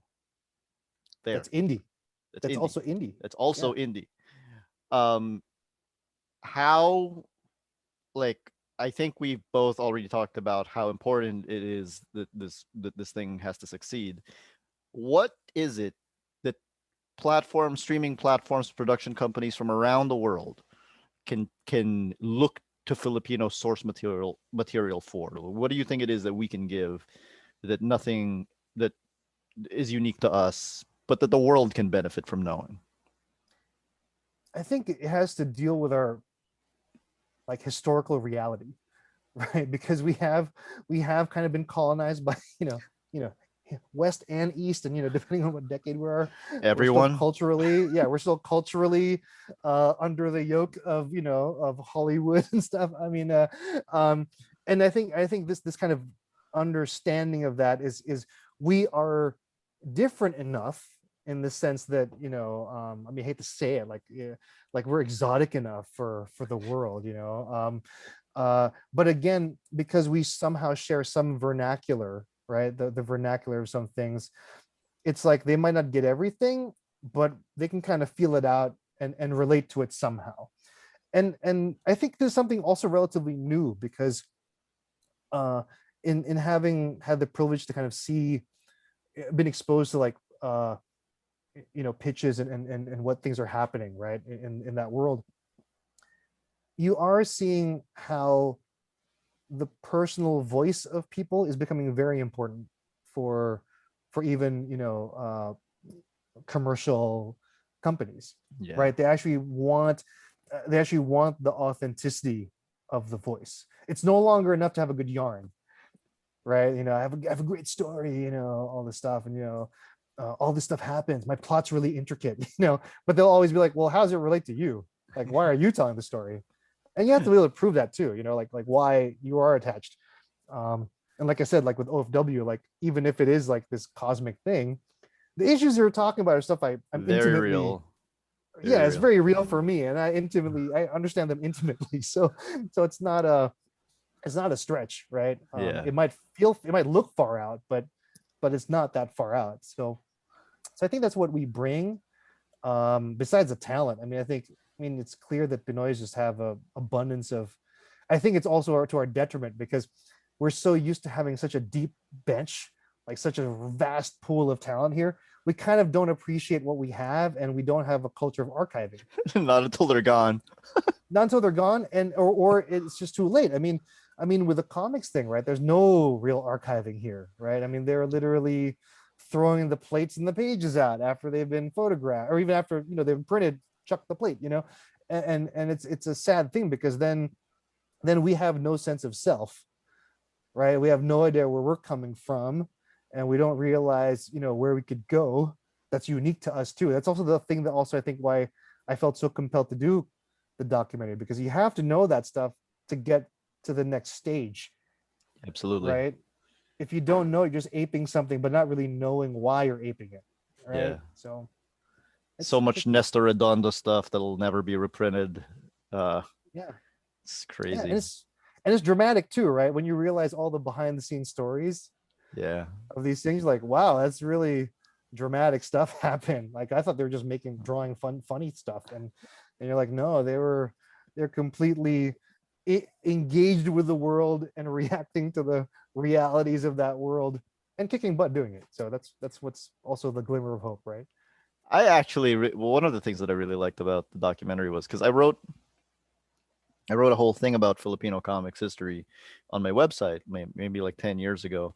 And what I said was when I realized the Filipino invasion happened like after 1972, I said, this is pure speculation on my part, but I'll bet anything it has to do with martial law. And then in your documentary, you were like, yeah, like, yes, vindication. Yeah, it's not, you're not making it up. That's what I'm trying to say. Even you knew, you connect the dots, right? You connect the dots. You can read the bones, right? You can see the signs. Yeah, and it was, but I'll tell you, I didn't expect them to confirm it.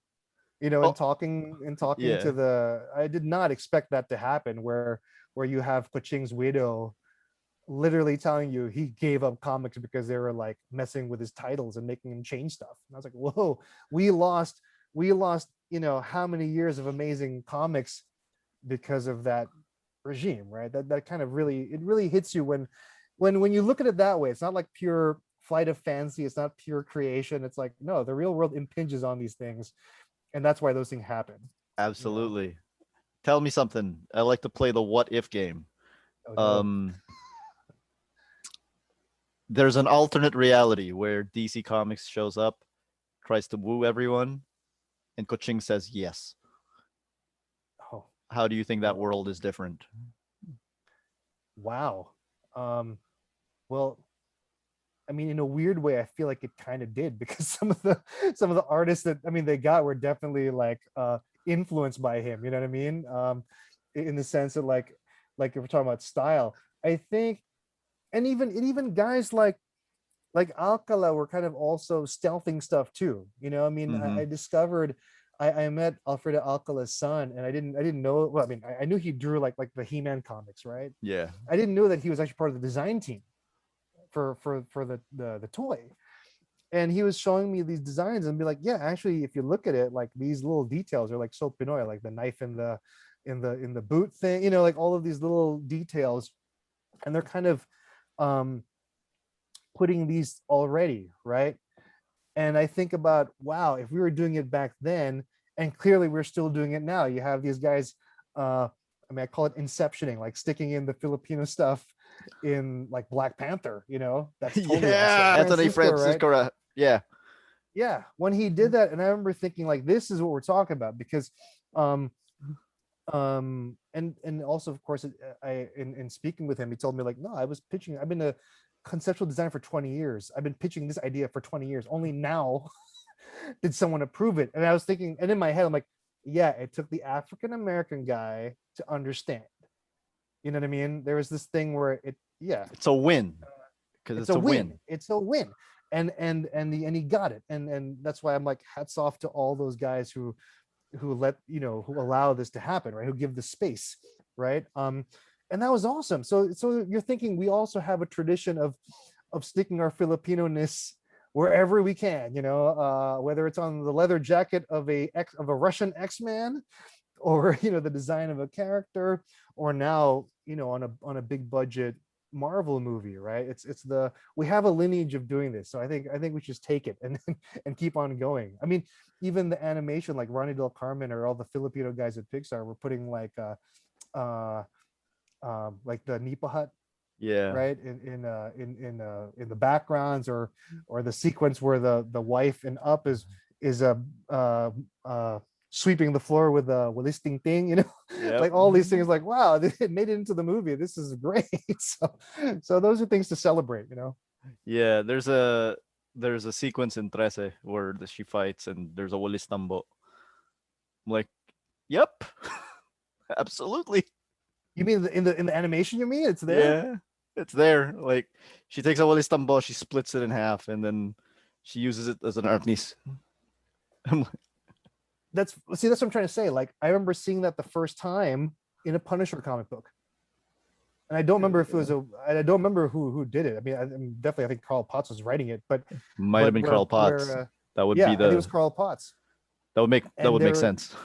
It makes sense now, right? And I Yeah. remember seeing that and reading it, like, wait a second, he just broke what was it? It was a pool's cue stick, right? Yeah. And he starts going nuts with it. I'm like, I've seen that before. I know that's totally Pinoy. Yeah. And again, it's in a mainstream comic book. No, it wasn't. They weren't saying it's like it's our niece, or they were not saying it's Kali, whatever they want to call it. It's but it's there. I whenever Nightwing uses it, I'm like, yep, that's it. That's my boy. Yeah. Yeah. So Nightwing apparently is a brown brother too. Tell me something, Keith. How important is it for like this? So this is my last question. So how important is it for us to capitalize on this moment, make sure that we make the best product possible, and because now eyes are on us. Maybe not all eyes are on us, but eyes are on us now. So it is crucial. If you're a fan of anything, of any Filipino idea, I'll make it that broad, right? You really have to show the love, because the next question that all of these people who actually make these decisions to greenlight these things are going to ask, well, what else you got? And the thing is, we have to be ready. We have to be ready. And what I'm talking about ready is that not just ready in our skill set, because we are pretty talented, but ready also in how we express those ideas so that they will get it. That's the big gap. That's actually the big gap. We're not short on great ideas. I mean, really, we're not short on that. But how can I articulate that idea so that a person who's not Filipino, who's starving for something unique, that's the other thing too. They're your allies in the sense that they want you to win. They want you to win them, with your idea. And if they're talking to you, that means there's other people trying to win them over too. So yeah, exactly. And the thing is can you? So that's the biggest thing. Can you articulate that idea in a way that you're going to capture their imagination, and so it keeps perpetuating? I mean, we have a good model. You look at Korea. I mean, you can't stumble without running into some Korean anything, but it was also a concerted effort. It wasn't just one sector.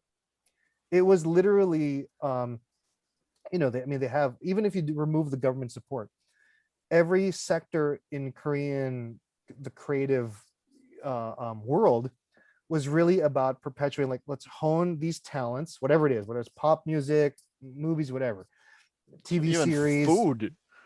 food, yeah, whatever it is, right?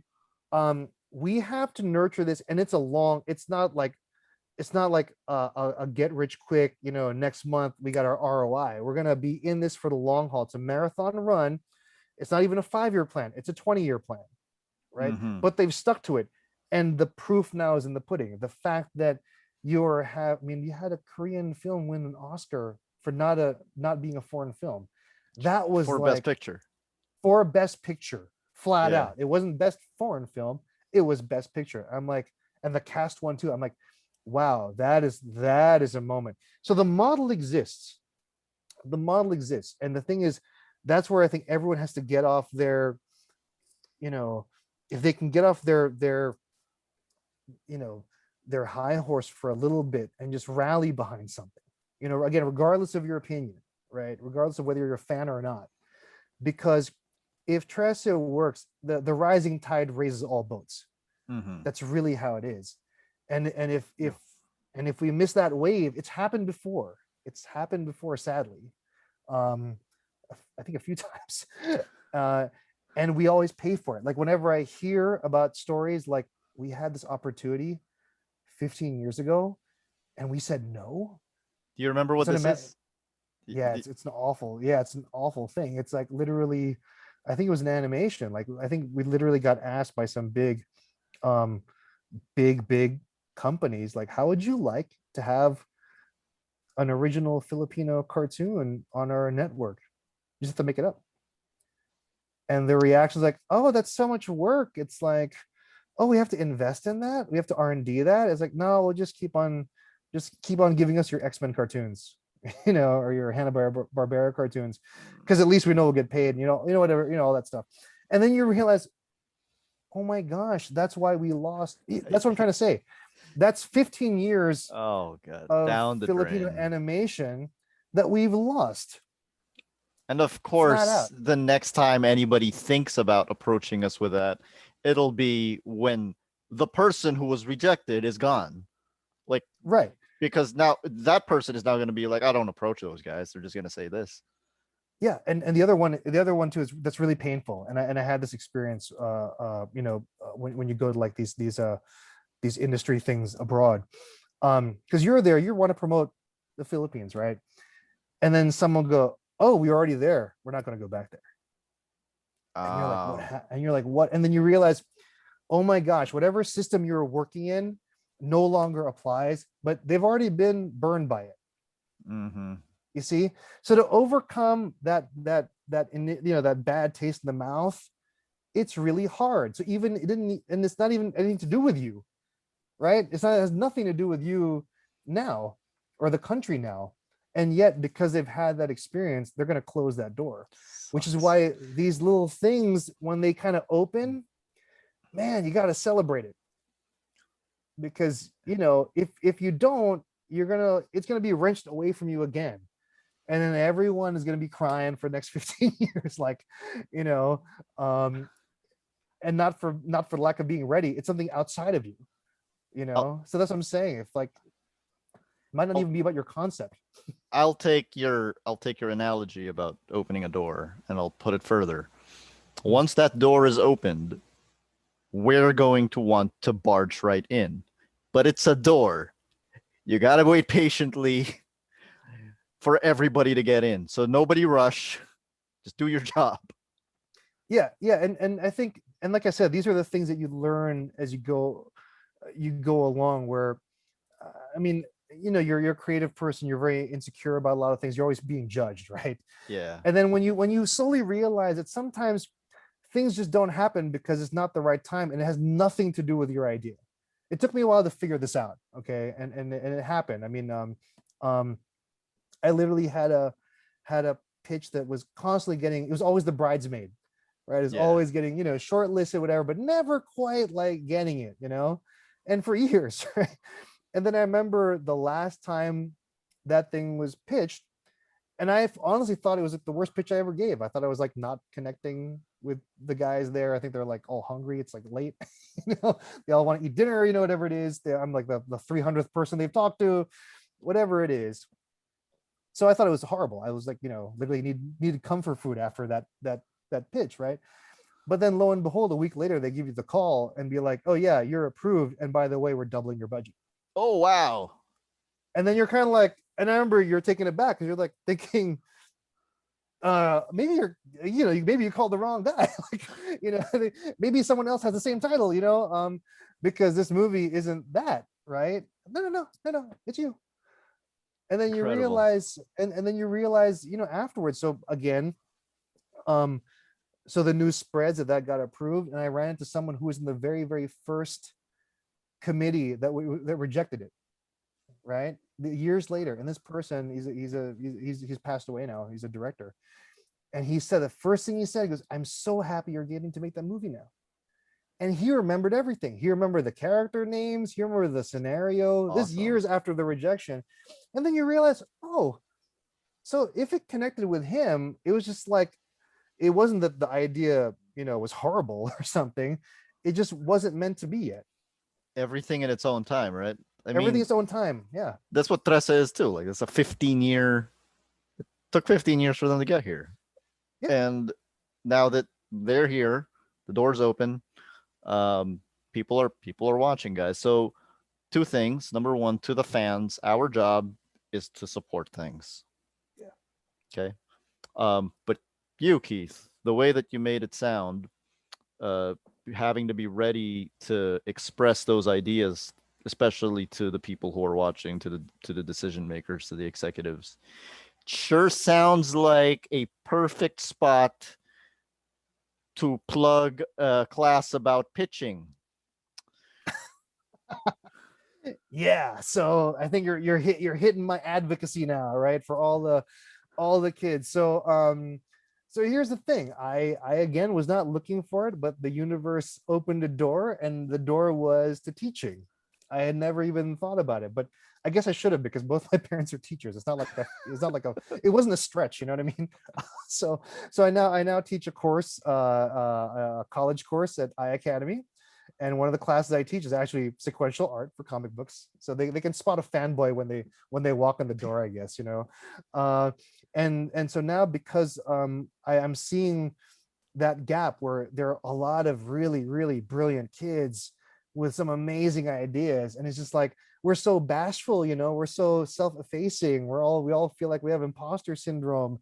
And it's like, well, man, like, but the ideas you're coming up with are off the hook, and we can really go to town with this, and we just need to know how to do it. And so that kind of what spurred on this idea of like sharing how to pitch, how to pitch your idea, how to actually present your idea in like 5 minutes or less, and increase the chances of getting hit by the success train, just making that, trying to get you closer to the railroad tracks to get hit by that awesome train of success.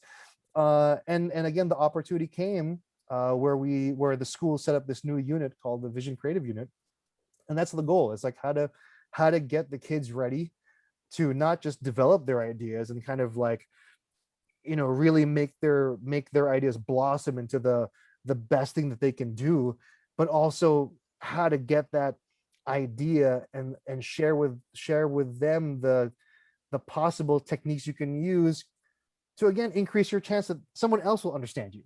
You'll capture their imagination. That's the real big one. And I thank my lucky stars for having the privilege to have witnessed a lot of these things internationally, because then you see, like I went to Annecy, the film festival is happening next week in France, and I got the chance to go there a few years ago, and that's what I saw. Like, it didn't matter if they were college students or 20-year veterans, and they all did it very differently. Each personality was coming out differently, but all of them had the magic on how to convey your idea and capture everyone's imagination in like 3 minutes or less.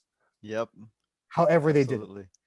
It's the magic of Stan Lee, right? So like when people when people, I know, like, there's all that controversy with Stan, but when people are like, oh, Stan wasn't important because Jack Kirby and Steve Ditko did everything. I'm like, you have never tried to sell anything in your life. I swear, you don't have any idea how hard it is to do what Stan Right. did. And as a creative person, you kind of feel embarrassed by it, right? Like I mean, I think the whole selling idea is like kind of anathema to you, right? Yeah. um but those guys are there. And even I mean, that goes even to more credits due too. I mean, even like kids like Bob Kane, for making Batman. Yes, Bill Finger had a huge role in it too, not taken away, but it's kind of like but he knew how to articulate those things. I mean, I love when Bob Kane was talking about I mean, I'm an 80s kid, so when the first Batman came out, I was eating up everything that I could read about it. And I'm hearing these things what's inspiring him is inspired by Da Vinci, he's inspired by this and that, and he put it all together in this package, that somehow that it caught on.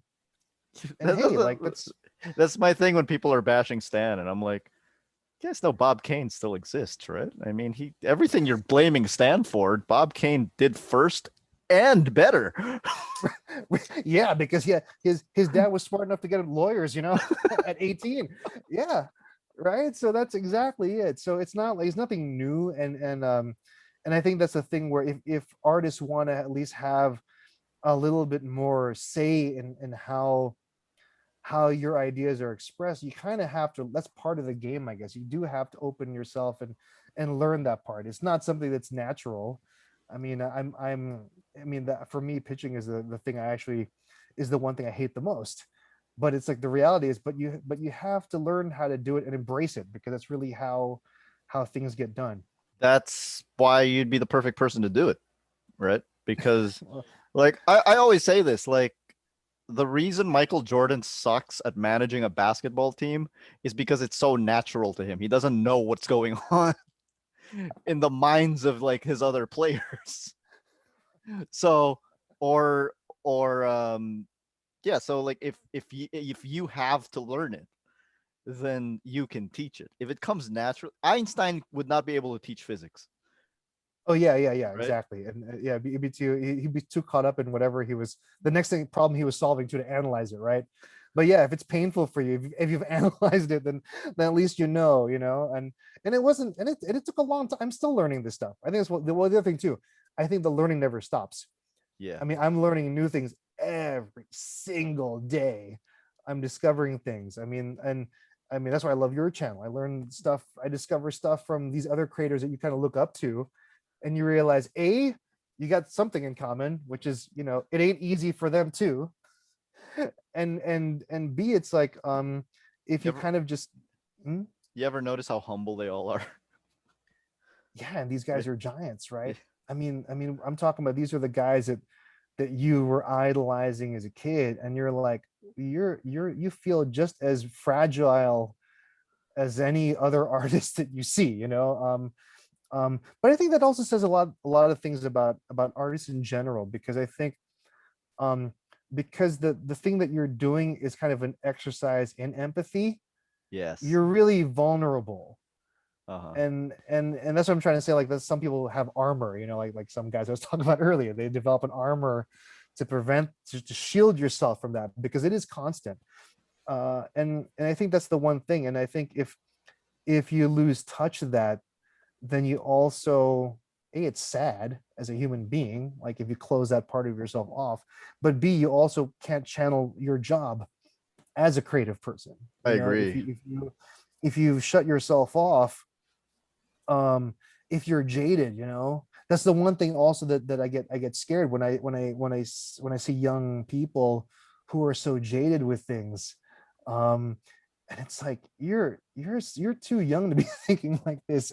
And if you're jaded now, like, oh my gosh, what's the hope for the future? I mean, where can you go next? Because if you've closed the possibility, um it's really hard to get out of that. And that's why I also want to, whether you're a fan or something, just give it a chance, man. Who Yeah. knows, you might like it. It might be a gateway to some other thing. That was There's my European comics. It's like, it was my gateway to like Milo Manera and all those guys. what was it? I think Alan Moore once said, don't worry about being cool. Like everything. Yeah, like what you Like and what and you and like. and be unabashedly honest about it. I mean, I think you hear that musicians say that all the time.